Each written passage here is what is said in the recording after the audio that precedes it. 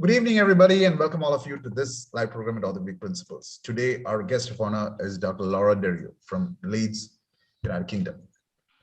Laura is originally from Sardinia in Italy, and then she later graduated at the University of Sassari and later completed her higher surgical training in trauma and orthopedics at the University Hospital, Policlinico Gemelli, and the Catholic University in Rome, where she completed her PhD a few years later.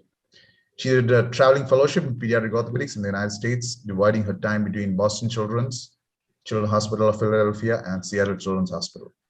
She also did a fellowship at the Great Ormond Street Hospital and Sheffield Children's before starting her career as consultant pediatric orthopedic surgeon at the Children's Hospital in Leeds. Dr. Deriu is highly committed to training and is awarded the Trainer of the Year Award for 2021 for her outstanding contribution to training. So today it's my great honor to introduce you to Ms. Laura Deriu from Leeds, United Kingdom. Over to you, Laura. Hi, Tesh. Thanks for giving me the opportunity. It's my pleasure to be here. The topic of today's episode is musculoskeletal infection in children.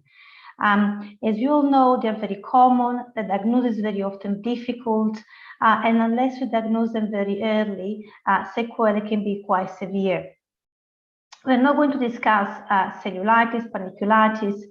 Today we will focus on osteomyelitis, which is the infection of the bone, septic arthritis, the infection of the joint, and pyomyositis, the infection of the muscle.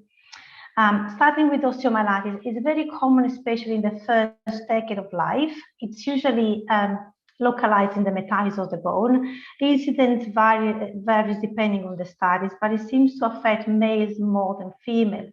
In general, we can tell that children whose immune system is somehow affected or compromised are more prone to develop osteomyelitis. So, for example, children with ALL or children who have a viral infection like chickenpox develop osteomyelitis more commonly than healthy children.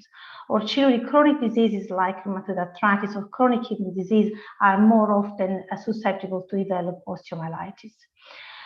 In terms of the location, the metastasis is always more often involved, and this is because in the metastasis we have some capillaries where the blood flow is always very slow.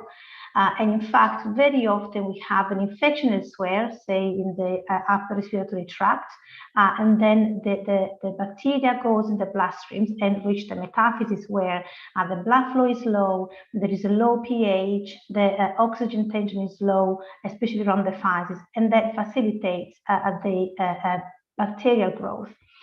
They then spread to the Haversian and Balkan canals, causing osteoblast necrosis and osteoclast enhancement. This leads to an inflammatory response, and then the little blood vessel have some thrombosis. At this point, we have either a superosteal abscess or the joint nearby is affected as well. And you can see this very clearly in the picture on the bottom right. Staph aureus, the most commonly involved bacteria, is especially in young children. I should never forget that strep B is actually the most common bug involved in neonates, and salmonella in patients with sickle cell. The most recent reports show that Shigella kingi is the most common bacteria isolated in children younger than 4 or 5 years of age.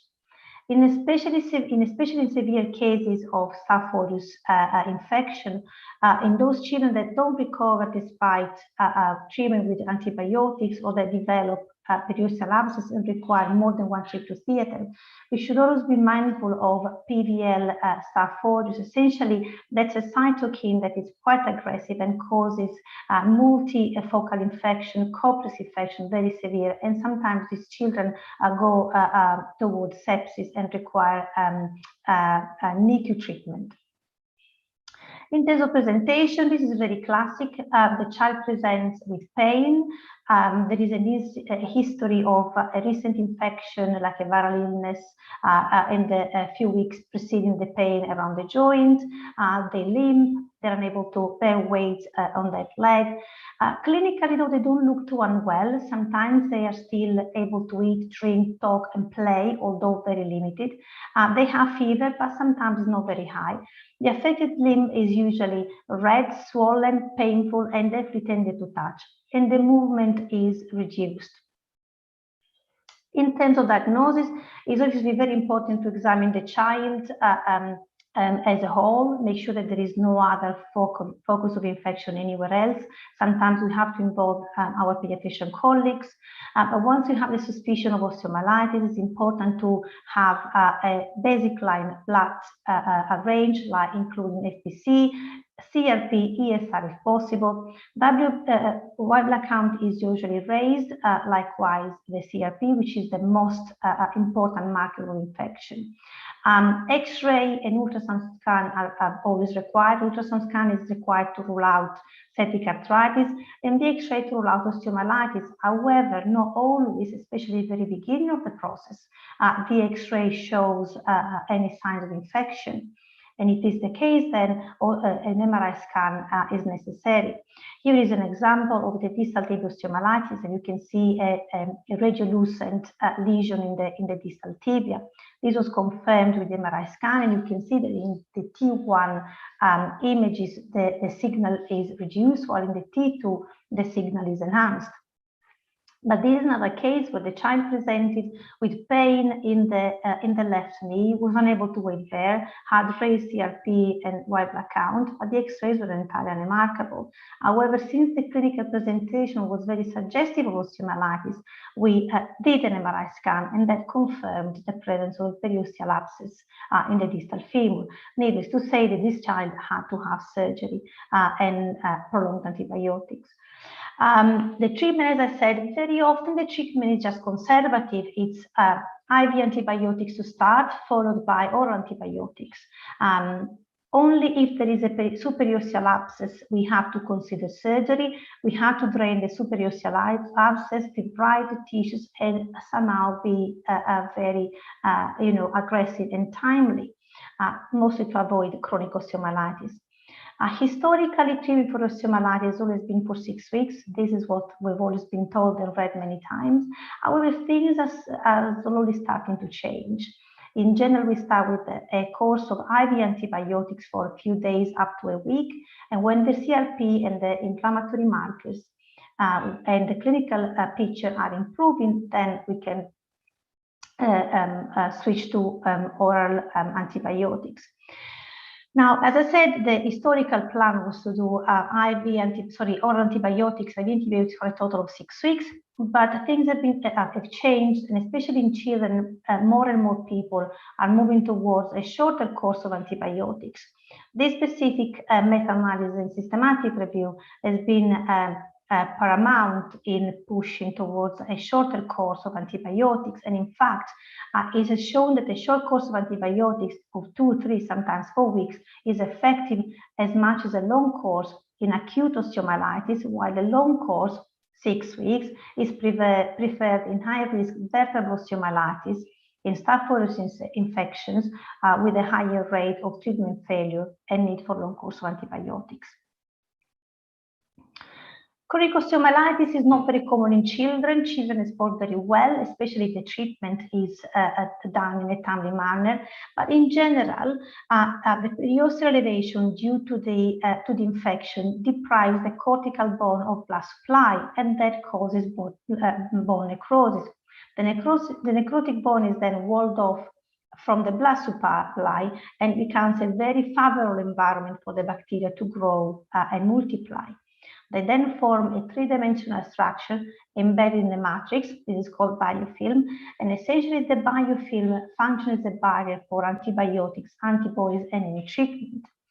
As a consequence of this, the treatment of chronic osteomyelitis in adults as well in children should be quite aggressive, and is not just a matter of starting antibiotics, but also drain the infected area. If there is a sinus, clean the sinus, and remove all the necrotic bones and the necrotic tissue, so that the healthy bone can be, recolonized by healthy blood, and then the healthy and the limb can be reconstructed. This is an example. For example, this child had treatment for osteomyelitis in a small hospital in the periphery.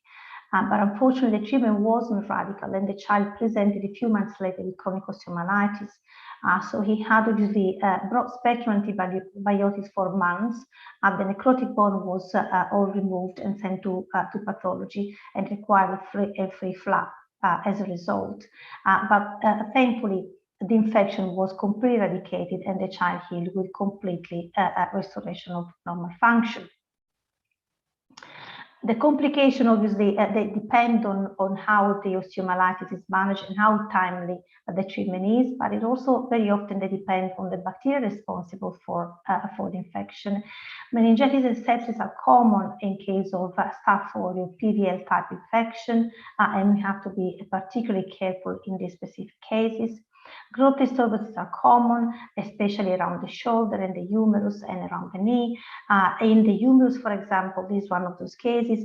This child had osteomyelitis of proximal humerus and septic arthritis, and he ended up with a difference in length in the affected limb, which was over 10 centimeters. And usually that causes also a significant problem in terms of function. In the lower limb, something that we always have to face after osteomyelitis, limb discrepancy or leg deformities, and again, the child will require, or very often they require, treatment to restore or equalize the leg length or correct the mechanical axis. Sometimes when the infection is still present during the treatment, they can have pathologic fracture because the bone is a lot weaker. Complications like DVT are rare in children, but they have to be very kept in mind when MRSA is involved. Septic arthritis is another infection that usually affects the joint. Is more common in the first few years of life. In very young children, it presents clinically in a very, very different way. The hip joint and the knee joint are most commonly affected. There are some risk factors, the usual comorbidities like immune disorders or kidney problems, but also any invasive procedure, especially if the child was premature or was born by a C-section and required any time in NICU or a special baby care unit. The microbiology is more or less the same as osteomyelitis. Staph aureus is most commonly involved. Strep B is very common in neonates after vaginal delivery, and strep A is common for chickenpox. But there is a new group of bacteria like Haemophilus influenzae, Cardiobacterium, Quinella, and Kingella kingae that are becoming more and more frequent. And especially Kingella kingae seems to be now the more common microorganism isolated in children younger than 4. Usually it's hematogenous in nature. It follows a viral illness of minor importance. The usual presentation is a healthy child who had a runny nose or a viral illness 2 weeks before presentation, and now the child is unable to weight bear and move the leg.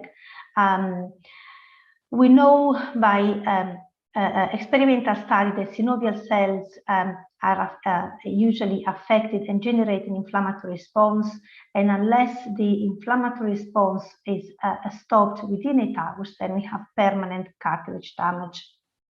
Poor prognostic factors for joint destruction are age younger than 6 months, associated osteomyelitis, and delay in treatment over 4 days. And the hip joint does a lot worse than the knee when it's about complications long term. They present with acute pain and inability to move the limb, inability to weight bear. They're generally unwell, they're irritable. It's common to hear from the parents say, oh, he hasn't been eating or drinking as normally. They usually spike temperature, and this is the case, and temperature really high.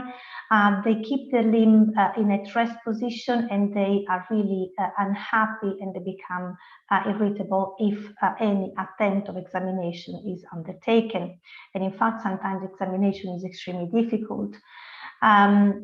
Now, in terms of diagnosis, we have obviously the usual blood test to be performed. The white blood count and the CRP are always raised.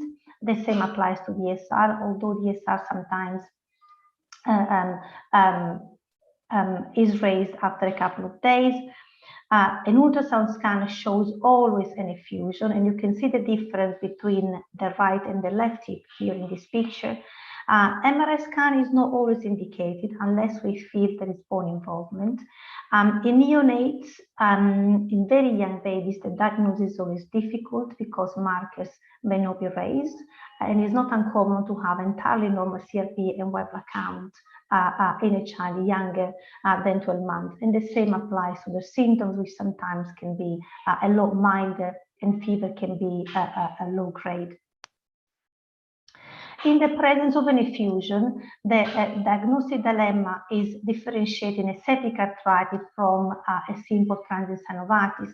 Now, overall, from experience, a child with septic arthritis looks sick or a lot sick than a child with an effusion, but children are mysterious sometimes, and they do well despite the habit effusion. In 1999, Lynn Cocker and his group has published a very useful paper giving us a bit of guidance on how to differentiate between septic arthritis and transient synovitis when an effusion is present on the ultrasound scan. Essentially, the 4 factors that they have considered are a raised white blood count, the inability to weigh bear, raised fever, raised temperature, and a raised ESR. And essentially, you can see in the table in the middle column that if only one of these criteria is present, the probability of having a septic arthritis is 3%, whilst if all 4 of them are present, the probability of that effusion being a septic arthritis is 99.6%. A few years later, the colleagues from the Children's Hospital of Philadelphia have included the CRP in the mix, and they have come up with another algorithm. And essentially, you can see on the column on the right side what's the probability of having septic arthritis when 1, 2, or all of these criteria are present. And certainly in our clinical practice, they are extremely useful. This is a picture of an ultrasound scan of a hip in a child who was unable to bear weight and was painful when the hip was mobilized. You can see in the difference between the picture on the right, which is a normal joint with no significant effusion, and then the picture on the right shows significant effusion. In terms of treatment, an open arthrotomy is the gold standard, followed by IV antibiotics. Now, depending on the age of the child and depending on the expertise available, arthroscopic washout is equally appropriate. Antibiotics is usually considered IV at the beginning until the child is clinically unwell and until the markers are raised. But then when the markers are normalizing and the child is improving clinically, then we can switch to oral antibiotics.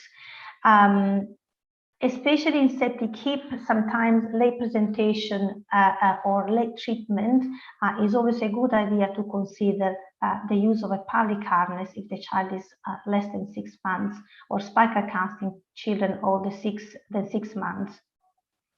To keep the joint, the hip in joint. And this is because there is a risk of dislocation. In general, there is no codified way to wash a septic joint. In my practice, the first step is to do an aspiration, which I consider the most important part of the procedure because it's it is my opportunity to isolate the bacteria responsible for the infection. Once I've done the aspiration, I usually put the aspirate in black culture bottles. This is just to increase my chances to pick the responsible bacteria. If there is not much fluid, sometimes there are only a couple of mils in the joint, then I tend to flush a few mils of saline in the joint and then aspirate it again and send it off to the lab. Once I open the joint, I do an open arthrotomy. Once the joint is open, I try to send some synovial samples to the lab as well. In several reviews and reports, the chance to isolate one bag is responsible for the infection is around 60%. So I feel that the more the merrier sometimes. I wash the joint profusely, and obviously the amount of saline used to wash depends on the size of the joint and the age of the child. I like to know exactly how much fluid I've used, so I ask my scrub nurse to make a note. And I use suction and make sure that at the end of the procedure I have suctioned all the fluid that I've injected. If washing a hip, I never close the capsule. And in general, I do a loose closure for any joint I wash, just to allow any fluid that has remained in the joint to be drained out. Now, the hip is sometimes one of the most commonly affected joints, and there is a bit of apprehension in washing a septic hip, especially when the patient is really young.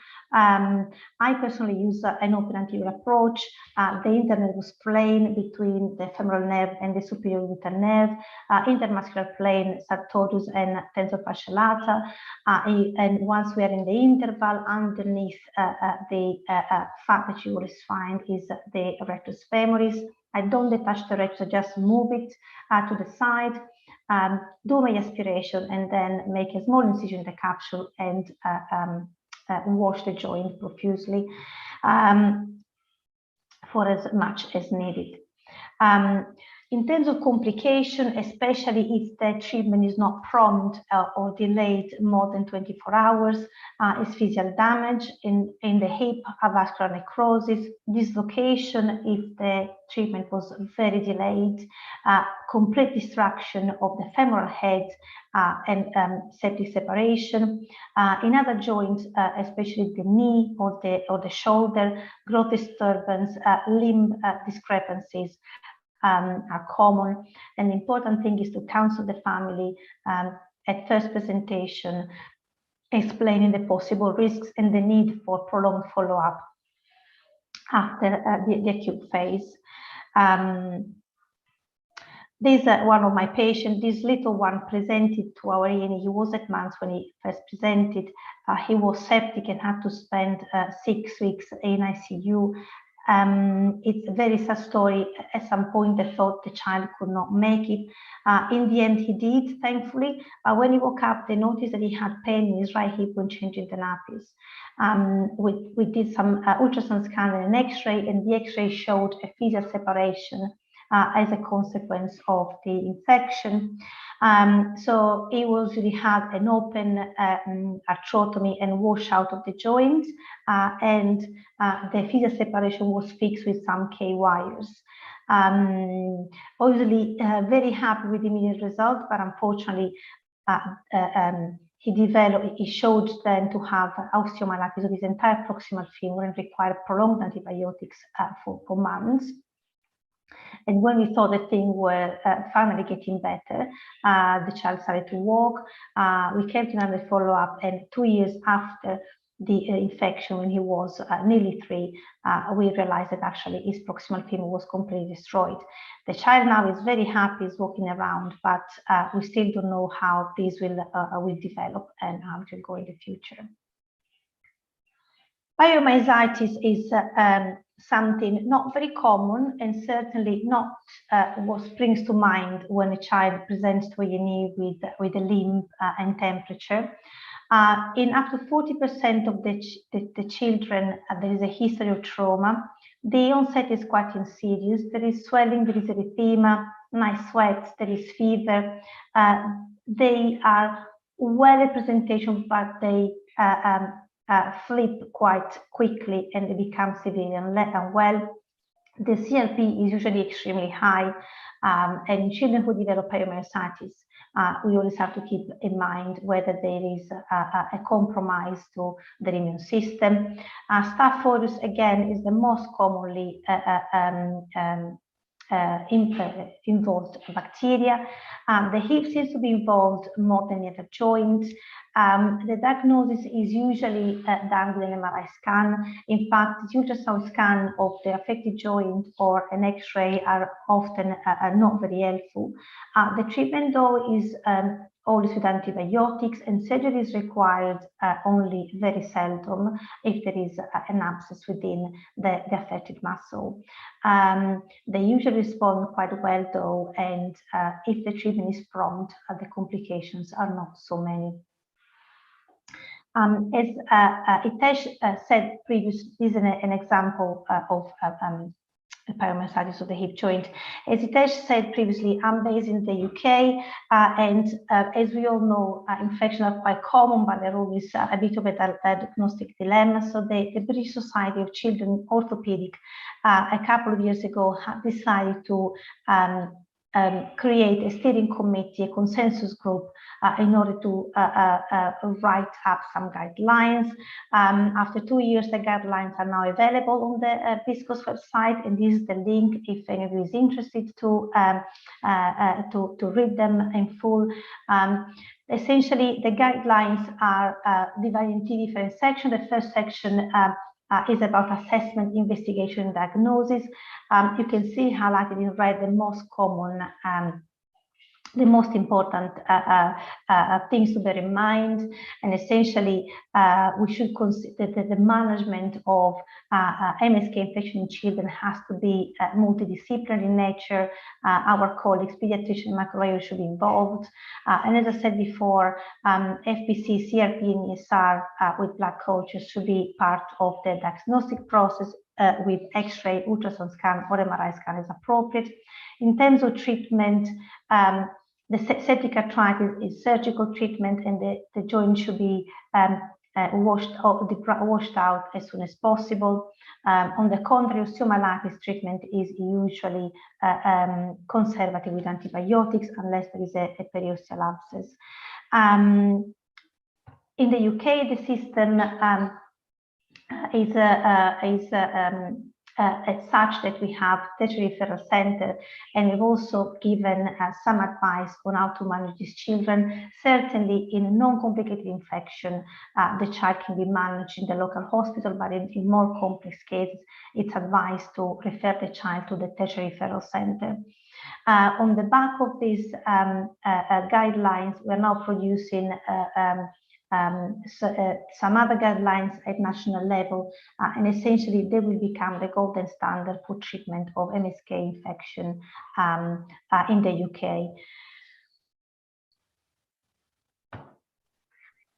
And that's all for me. Thank you very much. Thank you, Laura, for that brilliant presentation of yours. And it's a great instructional lecture for anyone who wants to know about bone and joint infections in children. A couple of questions from our side. How often do you do a blood culture? I'm sure it's there in the guideline, but in clinical practice, do you always start with a blood culture? Yes, so since infection in children are hematogenous in nature, we have a protocol in RA&E, and essentially the baseline is an FBC, CRP, and blood cultures. Now, ESR is not done so commonly where I work, but on the back of the BISCOS guideline is something we're trying to introduce. Yeah, reason I asked is this is even in my clinical practice, I found this particular investigation, the blood culture, to be very useful because you pick the organism very early. Yes, correct. Yeah, and there is, even though the diagnostic yield may not be very high, in case you get the organism, half your job is done, is it? Absolutely. And the other question is regarding the use of empirical antibiotics. So before we need to start antibiotics in sepsis, in those which go into real sepsis. And what are your choices of antibiotics? So in my trust, we have the following guidelines. Children younger than, and this is the, is the outcome of the local environment, obviously, and the most common involved bacteria. So children younger than 1, they have cefuroxime to start. Children older than 1, they are given flucloxacillin.